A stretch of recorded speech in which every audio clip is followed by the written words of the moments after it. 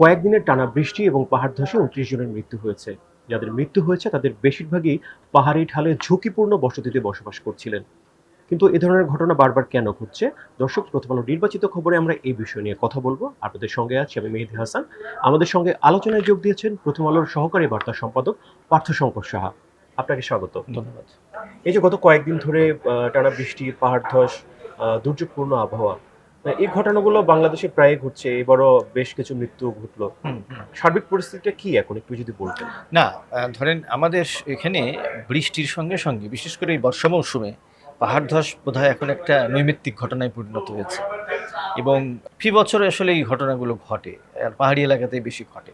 কিন্তু এবার দেখেন বা অনেক প্রত্যেকবারের মতোই যখন এই অতিরিক্ত বৃষ্টিটা হয় তখন কিন্তু আমাদের যে পাহাড়ের ধরন সেটা কিন্তু একটু মানে লুজ আর কি। সব পাহাড় না, কিছু অনেক পাহাড়ি, কিন্তু ঘটনাক্রমে সেই সব জায়গাতেই কিন্তু আবার জনবসতি আছে।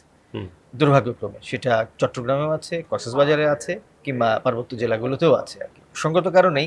কিন্তু এবার যেটা হলো যে আপনি দেখেন মোটামুটিভাবে ৪ তারিখ থেকেই কিন্তু আবহাওয়া অধিদপ্তর তাদের বার্তাগুলো দেওয়া শুরু করেছে। পূর্বাভাস হ্যাঁ, দিয়েছে। পূর্বাভাসগুলো দেওয়া শুরু করেছে এবং ৪ তারিখে তারা যখন বলেছিল চট্টগ্রাম অঞ্চলে, তারা প্রথম বার্তা দিয়েছিল চট্টগ্রাম অঞ্চলে, ঘটনা তাই ঘটলো।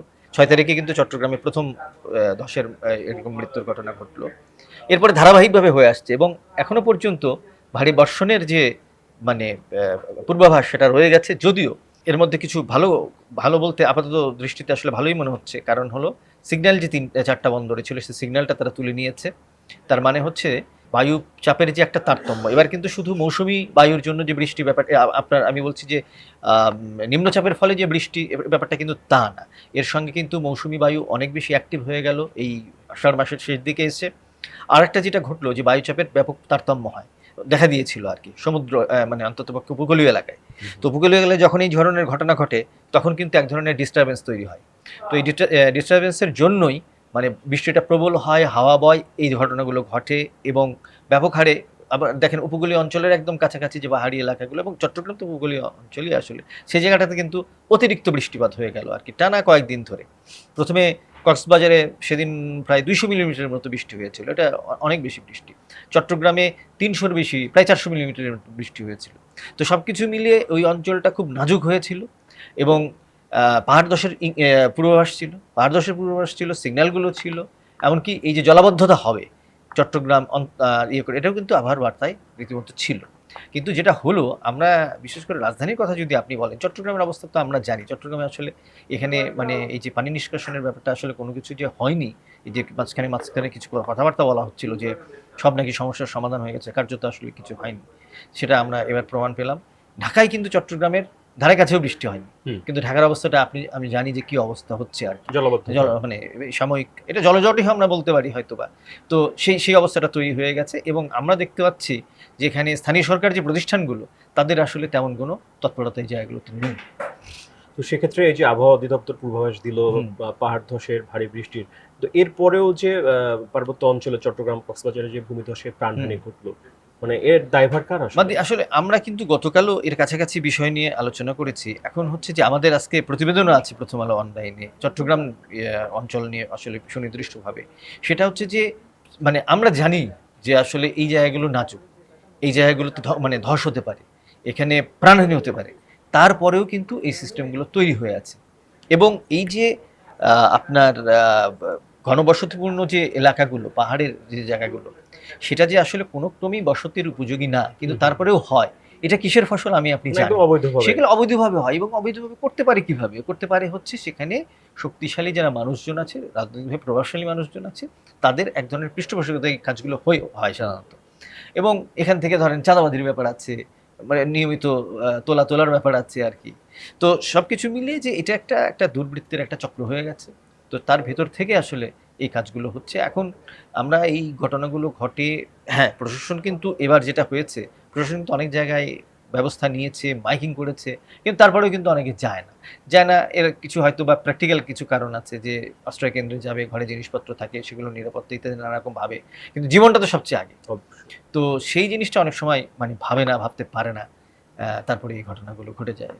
আমরা দেখেছি যে এই বন্যা পরিস্থিতির কারণে নারী এবং শিশু যারা রয়েছে তারা সবচেয়ে বেশি মৃত্যু হয়েছে শিশুদের। শিশু মৃত্যু সবচেয়ে বেশি হয়েছে। তো মানে তাদের সুরক্ষার ক্ষেত্রে আসলে করণীয় বা কর্তৃপক্ষের হ্যাঁ, আসলে এখন- কতটুকু দায়ভার রয়েছে বা না, ব্যর্থতা এখন রয়েছে? বিষয়টা হচ্ছে কি যে ধরেন আমরা যে কোনো দুর্যোগের এটা কমন কথা বা কমন ভিকটিমও হয় আসলে হচ্ছে নারী এবং শিশু বেশি। সেটা এখন ঘূর্ণিঝড় বলেন, জলোচ্ছ্বাস বলেন বা যেকোনো বন্যা বলেন। তো এবারের ঘটনাগুলো তাই ঘটেছে এবং বেশিরভাগ মানুষ রাত্রেবেলা ঘুমিয়েছিল। মনে করেছে কিচ্ছু হয় না। অন্তত আমারটা হবে না। মানে এই ঘটনাগুলোই কিন্তু সবসময় হয়। হুম। যা মানে প্রশাসন বলেছে একটা কিছু হবে। মানে অভ্যস্ত হয়ে গেছে আরকি ওই পরিবেশের সঙ্গে। তো এটা যে আসলে পাহাড় ধস তো দেখা যায় না হঠাৎ করে, তাই নাকি? যে ভেতরে যে মাটিগুলো মানে তার যে বাঁধন আলগা হয়ে যাচ্ছে, আসলে এই জন্যই তো ঘটে। ভেতরে পানিটা মানে ঢুকে পড়ে যায় এবং তার বাঁধন আলগা হয়ে যায়। এক পর্যায়ে ধপ করে মানে পড়ে যায় আরকি, তাই না? এটা দেখা যায় না। তো সেই যে যখন দেখা যায় না, এটা মানুষ অনুধাবনও করতে পারে না অনেক ক্ষেত্রে। তো এবং দেখেন অনেক ক্ষেত্রে এই যে ছেলে-মেয়েগুলো বা মানে এগুলো হয়তো এরকম হয়েছে যে বাচ্চা থাকুক, বাড়ির যে অভিভাবক সে হুম। হয়তোবা আশ্রয়কেন্দ্রে চলে গেছে। সঙ্গত কারণে তখন এই বাচ্চাগুলো মারা যাচ্ছে এবং আপনি দেখেন যে রোহিঙ্গা শিবিরে কিন্তু সেই জায়গায় তো বেশি মৃত্যুর ঘটনা ঘটেছে এবং আমরা যে পরিবেশের মধ্যে আসলে মানুষগুলো আছে, এটা খুবই নাজুক একটা পরিবেশ। হ্যাঁ? আমরা খুবই সেনসিটিভ একটা জায়গায় তাদেরকে থাকতে দিয়েছি। মানে সেখানে বন উজাড় করা হয়েছে, পাহাড় পাহাড় কাটা কেটে হয়েছে, রাখা হয়েছে। তো সঙ্গত কারণে এই জিনিসগুলো মানে কিন্তু যে ব্যবস্থা মেজার গুলো নেয়ার অনেক ক্ষেত্রে হয় না। সেই জিনিসগুলো হয়নি আসলে। একটু যদি বলি এখনো ঢাকায় বৃষ্টি হচ্ছে, হুম, চট্টগ্রাম অঞ্চলেও বৃষ্টিপাত হচ্ছে। হুম। তো এই বৃষ্টি কতদিন চলতে পারে এবং বেশ কিছু নদ-নদী বিপদসীমার উপর দিয়ে পানি প্রবাহিত হচ্ছে আমরা ঠিক। আবহাওয়া পূর্বাভাসে আমি দেখেছি। দুটো দপ্তর এখন অনেক বেশি অ্যাক্টিভ বা তাদের কাছ থেকেই আমাদের বেশি নিতে হয়। সেটা হচ্ছে আবহাওয়া অধিদপ্তর এবং বন্যা পূর্বাভাস সতর্কী কেন্দ্র। দুটো জি। প্রতিষ্ঠানের সঙ্গে আজকে কথা হয়েছে। একটি প্রতিবেদন আমি লিখেছি। তো সেই জায়গায় আপনি দেখেন যে আমাদের বন্যা আক্রান্ত জেলার সংখ্যা এখন কিন্তু ৬ টি। হ্যাঁ?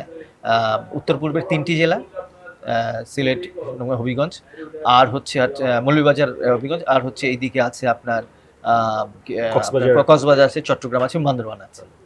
তো এইরকম একটা অবস্থার মধ্যে আ আপনার একটা ভালো দিকটা হচ্ছে যে আপনাদের দক্ষিণ পূর্বাঞ্চল যেটা মানে চট্টগ্রাম অঞ্চলে চট্টগ্রাম অঞ্চল আর উত্তর পূর্বাঞ্চল সবচেয়ে বেশি বৃষ্টি কিন্তু এই দফায় সেই দুটো জায়গায় বেশি হয়েছে। কিন্তু গত ২৪ ঘন্টায় কিন্তু এখানে বৃষ্টিটা একটু কমে কমে এসছে। আসছে যেমন গত ২৪ ঘন্টায় সর্বোচ্চ বৃষ্টি হয়েছে চুয়াডাঙ্গায়। মানে দক্ষিণ পশ্চিমাঞ্চল। পশ্চিমাঞ্চলে।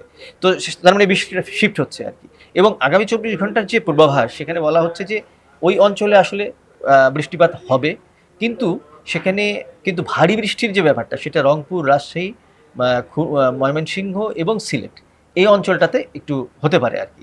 এবং বন্যার যে অবস্থাটা আগামী ২৪ ঘন্টায় কিন্তু বন্যা পরিস্থিতি মোটামুটি একই রকম থাকতে পারে। তারপর থেকে ধরা হচ্ছে যেহেতু কালকে ভারী বর্ষণের আ মানে সম্ভাবনাটা আরেকটু কম, সেক্ষেত্রে পরের দিন থেকে হয়তোবা বন্যা পরিস্থিতির অনেকটা উন্নতি হতে পারে। তবে আগামীকাল এবং পরশুদিনও আসলে বৃষ্টি থাকবে। ১৪ তারিখ থেকে মোটামুটিভাবে বৃষ্টির প্রবণতাটা একটু অনেকটাই কমে যেতে পারে আরকি। আমরা শেষ করব তার আগে একটি বিষয় যে এই যে বন্যা এবং পাহাড় ধসের যে প্রাণহানি, হুম। এটা এড়ানোর জন্য বিশেষজ্ঞরা কি মতামত দিচ্ছেন? তারা কি বলছেন আসলে? না সংক্ষেপে যদি একটু বলতেন। পাহাড় ধসের জন্য তো মানে প্রথম কথা হচ্ছে যে আইডেন্টিফাই করা যে আমার ঝুঁকিপূর্ণ এরিয়াগুলো কি। দুর্ভাগ্যক্রমে আপনি দেখেন যে আমাদের আ মা মানে আমি ভূতত্ত্ব জরিপ অধিদপ্তরের সাথে কথা বলেছি। তারা খুব সামান্য কিছু এলাকার করেছেন।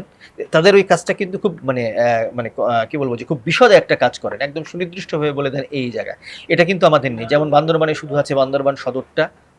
এমনকি লামাও নেই।